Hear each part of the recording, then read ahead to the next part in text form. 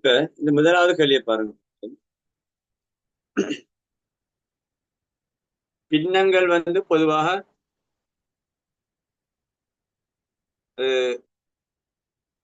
ஒரு பொதுவான ஒரு அமைப்புல வரும். பின்னங்கள் பொதுவாக பகுதி என அடுத்தது தொகுதி. நாங்க வளமையா உங்களுக்கு தெரிஞ்சிருக்கும். மேல இருக்கிற ஆளு நாங்க என்ன 2 கீழ் 5 2 இப்படின்னு ஒரு பின்னம் இருக்குன்னு சொல்லி சொன்னா ரைட். இப்ப இதுல கீழே வாராள பகுதி என்றும் மேல வாராள தொகுதி என்றும் சொல்லுவோம். இது நீங்க கிரேட் 6ல இருந்து இதை படிச்சுட்டு வாரீங்க. இங்க எங்கட கேள்வியில என்ன சமன்பாடுகளை தீர்த்தல், எளிய சமன்பாடுகள் நாங்க சொல்றோம். எளிய சமன்பாடுகள் சொல்றோம். என்ன காரணம்? இங்க எக்ஸுங்கிறவரு என்ன ஒரே ஒரு தெரியாக்கணியம் வந்திருக்கிறதுனால இதுக்கு நாங்க பேர் வச்சுட்டோம் எளிய சமன்பாடுன்னு சொல்லி. பின்னங்களை கொண்ட சமன்பாடுகள் இது ஏன் சொல்றோம்? இது பின்னத்தின் ஒரு வடிவத்துல வந்திருக்கு. ரைட். பகுதியாக 5 தொகுதியாக என்ன வந்திருக்கு? எக்ஸைய 2 என்று சொல்ற ஒரு அட்சரகணித கோவையும் என்ன செஞ்சிருக்கு இங்க வந்துருக்கு. என்ன அப்ப பகுதியும் தொகுதியும் கொண்ட ஒரு அமைப்பு வாரத்தினாலதான் நாங்க இத பின்னங்கள் சொல்லி சொல்றோம். இங்க நாங்க இந்த எல்லா கேள்விகளையும் இப்ப நீங்க இப்ப இதுல மொத்தம் 14 கேள்விகள் இருக்கு. ரைட். எல்லாமே ஒவ்வொரு வித்தியாசமான அமைப்பில் இருக்கு. நாங்க பொதுவா ஒரு முடிவுக்கு வரலாம். என்னென்றால் பகுதியை நாங்க முதலாவது இல்லாம செய்ய போறோம். அது என்ன வகையான கேள்வியாக வந்தாலும் பகுதியில் இருக்கிறனால நாம் என்ன செய்யணும்? இல்லாம செய்யணும். ரைட். இல்லாம செய்யறோம்னு சொன்ன என்ன? இங்க எக்ஸய 2 கீழ் 5 சமன் 4. என்ன இங்க பகுதியாக என்ன வந்திருக்கு? 5 வந்திருக்கு. இந்த 5ங்கிறது பகுதிங்கிறது உண்மைக்கும் என்ன கீழே இருக்குது. என்ன சமன்பாட்டு அதாவது எக்ஸய 2 5 பிரிக்குது. இப்ப இதை நாங்க இல்லாம செய்யற வளமையா என்ன செய்வோம்? நாங்க வளமையான ஒரு அமைப்புல படிச்சிருக்கோம். சமன்பாட்டின் ஒரு பக்கம் பிரிவரால் அடுத்த பக்கம் வரப்போக்கு என்ன செய்வாரு? அவரு பெருக்கப்படுவாரு. இப்ப இங்க இதுக்குரிய தீர்வு நாங்கள் எழுத போக்குல பார்க்கலாம். எப்படி? எக்ஸய 2 கீழ் 5 சமன் 4. எக்ஸய 2 அப்படியே இருக்கு. 4ஓட 5 என்ன செய்ய போகுது? பெருக்கப்பட போகுது. ஆகவே எக்ஸய 2 சமன் 20. இதங்கட வளமையான ஒருங்கமை எளிய சமன்பாட்டோட அமைப்புக்கு வந்துட்டேன். எக்ஸின் ஒரே ஒரு சரியா கணியமாக இருக்கிறது. அப்ப இதுக்கு தீர்வு காண்றது நமக்கு தெரியும். நாங்க ஏற்கனவே பார்த்துட்டோம். அப்ப எக்ஸுக்குரிய தீர்வு காண்றால் இங்க கழிப்பட்ட 2 அடுத்த சைட் என்ன செய்யுது? கூட்டுப்படுது. ஆகவே எக்ஸ் சமன் 22. உண்மைக்கு இது ஒரு புதிய விஷயம் இல்லை. இந்த அமைப்பு கொஞ்சம் வித்தியாசப்பட்டதுனால என்ன செய்யறான்? அதாவது இன்னொரு வகையான ஒரு கேள்வியாக எங்களுக்கு அறிமுகப்படுத்தலாம். இதுல இவ்வளவுதான் நீங்க என்ன விளங்கி இருக்க வேண்டிய விஷயம். ரைட். அப்ப இதே அமைப்புல தான் என்ன செய்யுது? இந்த 2வது கேள்வியும் என்ன கிட்டத்தட்ட அதே அமைப்புல வார கேள்விதான் இங்க சரியா கணியமாக வந்தது. ரைட். அதே போல இங்க இந்த 3வது கேள்வி என்ன கொஞ்சம் வித்தியாசமான ஒரு அமைப்பு. என்ன இதுல ஒரு பின்னமும் ஒரு முழு எண்ணும் கூட்டுப்படுகிறது. ரைட். அங்கால சமன் 7 என்று வந்திருக்கு. அப்ப இப்ப நாங்க இந்த கேள்வியை பார்க்க போகல. நாங்க இதற்கு என்ன இப்படி விட எழுதலாம்னு சொல்லி சொன்னா என்ன 2a கீழ் 3 சக 1 சமன் 7. இதற்கு நாங்க 2 வகையில இந்த விடையை அணுகலாம். பட் நாங்க ஒன்று என்ன செய்யலாம்? 2a கீழ் 3 சொல்லி ஒரு பின்னம் ஒரு முழு எண் இருக்குது. இப்ப முதலாவது நாங்க என்ன செய்யலாம்னா முழு எண்ண வளமைய மாதிரி இங்கால கூட்டுப்படுறது. அடுத்த பக்கம் போய் என்ன செய்யும்? கழிப்பட போகுது. 2a கீழ் 3 7 செய்ய 1. ஆகவே 2a கீழ் 3 சமன் 6. இதுக்கு என்ன நடக்கும்னு எங்களுக்கு தெரியும். ஏற்கனவே பார்த்துட்டோம். இந்த 3 இங்க பிரிவரால் அடுத்த பக்கம் போய் என்ன செய்ய போறாரு? பெருக்கப்பட போறாரு. அப்ப 6 தரம் 3. ஆகவே 2a சமன் 18. a சமன் 18 கீழ் 2 அது சமன் 9. ரைட். ஒரு சின்ன ஒரு மாற்றத்தோட என்ன செஞ்சிருக்கு இந்த கேள்வி ரைட். இப்ப நீங்க ஒருக்கா கேள்வியையும் எழுதப்பட்ட விடையும் ஒருக்கா பாருங்க. ஒரு ஐடியா வருதா இல்லாட்டி ஏதாவது டவுட் இருக்கான்னா கேட்கலாம் நீங்க. ஏதாவது விளங்காத பகுதி இருந்தா அப்படியே கேளுங்க.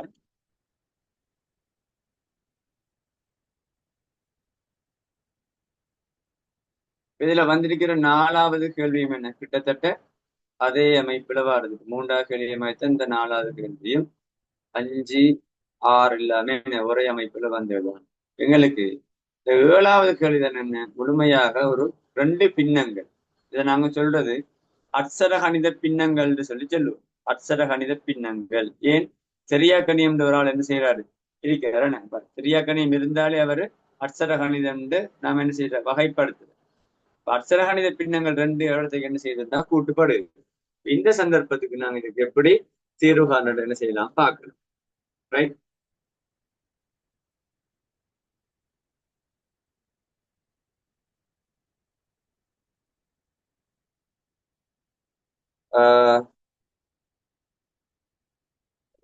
கொஞ்சம் அழிச்சுக்கோம்.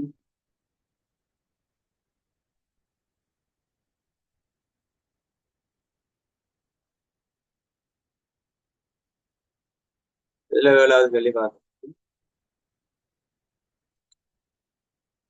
இதுல உங்களோட ஸ்கிரீன்ல டச் பண்ணாம கொஞ்சம் யூஸ் பண்ண பாருங்க. சரியானே. போன நீங்க ஒரு இடத்த தள்ளி வச்சுட்டு தள்ளி இருந்து பார்த்தாலே போதும். ஸ்கிரீன்ல டச் பண்ண இங்க என்ன செய்யும் இங்க இருக்கிற ஸ்கிரீன்லயும் வேறுபாடும். 3x இன் கீழ் 2 சக x இன் கீழ் 4 சமன் 7. ரைட். அப்ப நாங்க ஆரம்பத்துல சொன்ன மாதிரிக்கு பகுதியை நாங்க இல்லாம செய்யற வேலையை பார்ப்போம். பகுதியை நாங்க இல்லாம செய்யற வேலையை பார்ப்போம். இப்ப இங்க பகுதியில யார் யார் வந்திருக்கா? பகுதி என்னாக இங்க 2ம் இங்க 4ம் வந்திருக்கு. இப்ப இந்த சந்தர்ப்பத்துல நாம ஏற்கனவே படிச்சிருப்போம். என்ன செய்யணும்னு நினைச்சோம்னா ரைட் பின்னங்களின் கூட்டல் வந்தால் பகுதி எண் சமனாக இருக்கணும். பகுதி சமனாக இருந்தா தான் நம்ம என்ன செய்யலாம் கூட்டலாம்ன்ற ஒரு அடிப்படையான விதி நமக்கு தெரியும். இப்ப இங்க சமன் இல்லாம இருக்குது. பகுதி சமனாக இல்லை. இப்ப அந்த சந்தர்ப்பத்துல வளமையா நாம் என்ன செய்வோம் 2 பேருக்கும் போமசி காணுவோம். 2க்கும் 4க்கும் போமசி காணுவோம். 2க்கும் 4க்கும் போமசி கண்டா 4 போமசியா வரப்போகுது. இப்ப நீங்க நல்லா ஞாபகம் வச்சுக்கொள்ளுங்க. போமசியாக என்ன வருதோ அத எல்லா பின்னங்களோடையுமே பெருக்கி விடுங்க. எல்லா பின்னங்களோடையும் பெருக்கி விடுங்க. ரைட். நாங்க வெளிப்படை உண்மைகள் ஒரு விஷயம் படிச்சிருக்கோம். என்ன இப்ப நாங்க ஒரு விஷயத்த இடது பக்கம் செய்யக்குள்ள அதே விஷயம் என்ன செய்யணும் வலது பக்கமும் செய்யணும். அப்ப அந்த அடிப்படையில நாங்க என்ன செய்யறோம் இதுல இந்த சமன்பாடுகள்ல மொத்தம் 3 உறுப்புகள் இருக்குள்ளே. இந்த 3 உறுப்புகள்லையுமே நாங்க ஒரே விஷயத்தை செஞ்சோம்னா அந்த சமன்பாட்டுல எந்த விதமான மாற்றமும் வராது. இப்ப என்னத்து சொல்ல வாரேன் ரைட். என்ன செய்யறோம் இங்க நாங்க 3 பேரையுமே 4ஆல பெருக்கிடுவோம். 3 பேரையுமே 4ஆல என்ன செஞ்சிருக்கோம் பெருக்கி விட்டுருக்கோம். ஏன் 4ஆல பெருக்கணும் என்றால் இங்க தரப்பட்ட 2 பின்னங்களுக்கும் 4 போமசியாக வரும். அதனாலதான் நான் என்ன செய்யறேன் 4ஆல பெருக்கி விடுறேன். இப்ப 4ஆல பெருக்குன்னா எங்களுக்கு என்ன இந்த வளமையான சுருக்குள் ஒன்று இங்க வரப்போ இங்க என்ன 2ஆல் சுருக்கினால் 1 வேற 2ஆல் சுருக்கினால் 2 முறை வரும். 4 சுருக்கலாம். இங்க 4 சுருக்கலாம். ரைட். ஆகவே 3x-ஐயும் 2 பெருக்கப்பட என்ன வரப்போகுது 6x சக x சமன் 7 4 28. ரைட். 6x சக x வந்து 7x சமன் 28. x சமன் 28 கீழ் 7. ஆகவே x சமன் என்னென்று வரும் 4 வரும். x சமன் 4. அப்ப இந்த அமைப்புல நாங்க என்ன செய்யலாம் பின்னங்களோட வரக்கூடிய எளிய சமன்பாடுகள் நாங்க என்ன செய்யலாம் இந்த அமைப்புல செஞ்சுட்டு போவதில் நாங்க தீர்வு காணலாம்.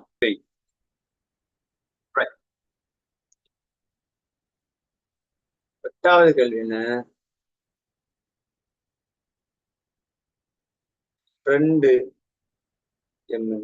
3 சைன் 3 கீழ் 5 சமன் 1. ரைட். இப்ப இங்க பார்த்தோம்னு சொன்னேன் ஏற்கனவே செய்த கேள்வி அமைப்பெல்லாம் வந்திருக்கு. ரைட். பகுதியாக 3ம் 5ம் வந்திருக்கு. 3க்கும் 5க்கும் போமசி 15 வரும். 3க்கும் 5க்கும் போமசி 15 வரும். இப்ப நான் என்ன செய்ய போறேன் இந்த பின்னத்தை 15ஆல பெருக்குறோம். சரியா? 3m × 5 இவரையும் 15ஆல பெருக்குறோம். சமன் 1 தர 15. அதே விஷயம் தான் அங்கேயும் செய்யும்.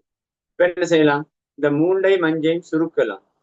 ஒரு முறை 15 3ஆல சுருக்கணும்டா 5, 5ஆல சுருக்குனா ஒரு முறை 15 5ஆல சுருக்கணும்டா 3.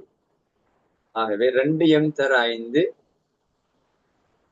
10m சய 3m தர 3 9m ஓ 15 15. ஆகவே 10mல இருந்து 9m கழிக்கும் m வரும்.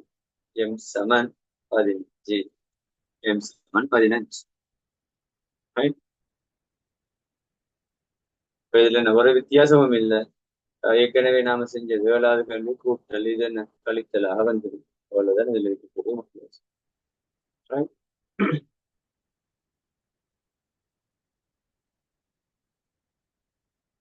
அடுத்த கேள்விகள் என்ன? அடைப்புகளோட சேர்ந்து வர கேள்விகள் இருக்குது. ரைட். உதாரணத்துக்கு நாங்க என்ன செய்யலாம்? இந்த 9வது கேள்வி பார்ப்போம். 9வது கேள்வி 9வது கேள்வி என்ன? 4 பிரக்கெட்டுக்குள்ள 3x × 2 சய 1 சமன் 12. ரைட். இந்த சுருக்கெல்லாம் ஏற்கனவே பார்த்துருக்கேன். ஒன்று அடைப்பை நீக்கப்பட்டு சுருக்கலாம், அல்லது இந்த 4 இந்த அடைப்போட முழுமையாக பெருக்கப்படுது. முழுமையாக பெருக்கப்படுற சந்தர்ப்பத்துல நாம் என்ன செய்யலாம்? இந்த 4 என்ன செய்யும்? அடுத்த சைட் வந்து என்ன செய்ய போகுது? பிரிபட போகுது. இங்க இந்த அடைப்போட பெருக்கப்படுறதுனால ரைட் 4 வந்து சமன்பாட்டின் அடுத்த பக்கம் வர்றதுக்கு என்ன செய்ய போகுது? பிரிபட போகுது. அப்ப இங்கால என்ன வரும்? 3x × 2 சய 1 அப்படியே இருக்கு.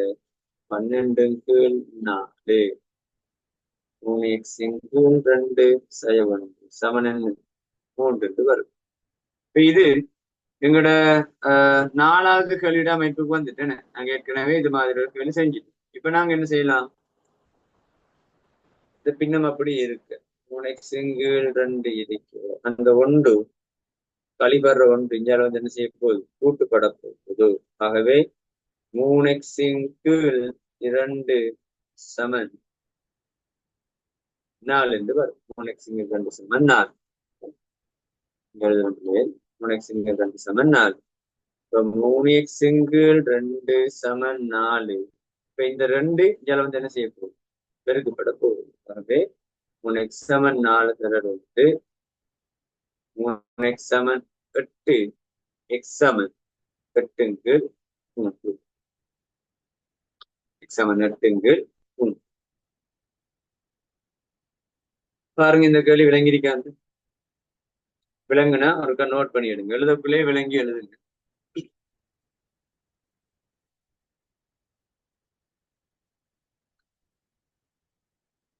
அப்ப இவ்வளவுதான் என்ன அட்சர கணித பின்னங்கள்ல எங்களுக்கு வரக்கூடிய கேள்விகள். ரைட். இன்னும் ஒரு கேள்வியை பார்த்துட்டு நாங்க என்ன செய்யலாம்? உங்களுக்கு விளங்கியிருக்கேன் இல்லையான்னு பார்க்கறதுக்கு என்ன செய்வோம்? ஒரு கேள்வி உண்டு.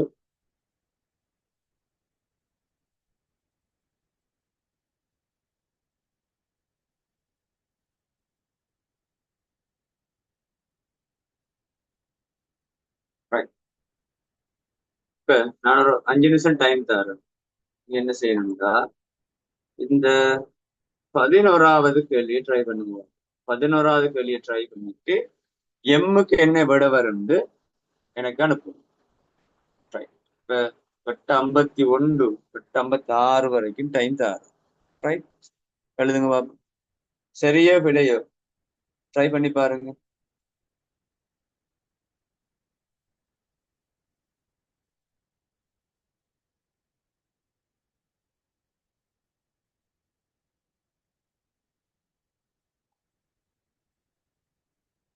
விட எடுத்தாக்கள் என்ன செய்யலாம்?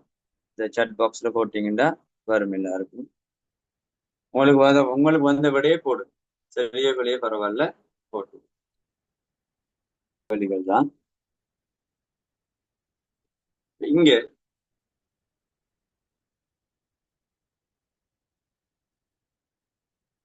இப்ப நாங்க இதுக்கு முதல் செஞ்ச கேள்வி எல்லாம் என்ன அட்சர கணித உறுப்புகள் தான் பகுதியாக அல்லது தொகுதியா வந்துருந்துச்சு. இப்ப எங்களுக்கு அட்சர கணித கோவை என்று என்ன செஞ்சிருக்கு தொகுதியில வந்திருக்கு, ஒரு பின்னத்தின் தொகுதியில வந்திருக்கு. ரைட், எங்களுக்கு பிரச்சனை இல்லை. நாங்க வளமையமாய்க்கு என்ன செய்ய போறோம், நாங்க என்னென்னு யோசிச்சோம். ரைட், பின்னங்கள் வந்திருக்கு, பின்னங்களின் கழித்தல் செய்ய போறோம். ரைட், பகுதியாக 2 3 இருக்குது. ரைட், அப்ப நாங்க நேரடியாக கழிக்க இயலாது. அப்ப நாங்க என்ன செய்ய போறோம், 2க்கு 3க்கும் போமசி காணுவோம். 2க்கு 3க்கும் போமசி 6 வரும். 6 வந்தா என்ன செய்யணும், 6ஆல இருக்கக்கூடிய எல்லாரையுமே பெருக்கி விடணும். என்ன, எங்களுக்கு ஒரு வளமை என்று என்ன, கோவையை கண்டால் பிரேக்கெட் போட்டு விடுவோம். கோவையை கண்டம்னால் பிரேக்கெட்டை போட்டு விடுவோம். என்ன, நான் எப்பவுமே செய்யற ஒரு வேலை என்ன, ஒரு அட்சர கணித கோவையை கண்டன்னு சொன்னா அவர் பிரேக்கெட் இல்லாம இருந்தாருன்னா பிரேக்கெட்டை போட்டுட்டு தான் நான் என்ன செய்வேன், எழுதுவேன். 6ஆல பெருக்கிறீங்க. இப்ப என்ன செய்யலாம், 2ஆல சுருக்குவோம். என்ன, இவர் 2ஆல சுருக்கினால் ஒரு முறை, இங்க 3, இவரை நாங்க 3ஆல வெட்டலாம். 3ஆல வெட்டினால் 1, இங்க எத்தனை 2. இப்ப நாங்க என்ன செய்யறோம், இந்த 3 இந்த அட்சர கணித கோவையோட போய் பெருக்கப்படும். 3 எக்ஸாக சாயும். இந்த 2 என்ன செய்ய போகுது, எக்ஸாக 1ஓட பெருக்கப்பட போகுது. சமன் 12. 12. இப்ப என்ன செய்ய போறோம், அட்சர கணித என்ன ஒரு கோவையோட முழு எண்கள் பெருக்கப்படுது. அப்ப என்ன, ஒரு அடைப்பு வந்திருக்கு. அப்ப நாங்க அடைப்பை நீக்கிற வேலையை பார்ப்போம். அடைப்பு நீக்கிற என்ன, 3 தர எக்ஸ் 3x, இந்த 3 பெருக்கப்பட்டால் 9, சய2 எக்ஸும் பெருக்கப்பட்டால் சய2x, சய2 சக 1 பெருக்கப்பட்டால் சய2 சமன் 12. ரைட், அப்ப எங்களுக்கு ஒரு சுருக்கல் இருக்கு. 3x இருந்து 2x கழிக்கணும். கழிச்சோம்னால் எக்ஸ் வரும். சக 9 சய2, 9ல இருந்து 2 கழிக்கப்படும். கழிச்சோம்னால் சக 7 சமன் 12. எக்ஸுக்குரிய தீர்வு வந்தால் எக்ஸ் சமன் 12ல இருந்து 7 கூட்டுப்படுவது போனா கழிப்படும். ஆகவே எக்ஸ் சமன் 5, எக்ஸ் சமன் 5 வரும். அப்ப இதான் என்ன, உங்களுக்கு இந்த பகுதியில வரக்கூடிய ஒரு மிகப்பெரிய கேள்வி அளிக்கப்படுறாரு. என்ன, இதை விட மிகப்பெரிய கேள்வி என்ன செய்யாது, தரம் 9க்கு வராது. என்ன, 10 12 எல்லாம் என்ன செய்யும், இதை விட பெரிய பெரிய கேள்விகள் எல்லாம் வரும். ரைட், ஆனா இப்போதைக்கு உங்களுக்கு இந்த கேள்வி முழுசா விளங்கிட்டு இருந்தார், இங்க என்ன ஒட்டுமொத்தமா என்ன, இந்த பகுதி உங்களுக்கு முழுமையா விளங்கிட்டு இருந்தார். ரைட், ஓகே, கேள்வியும் பாருங்க.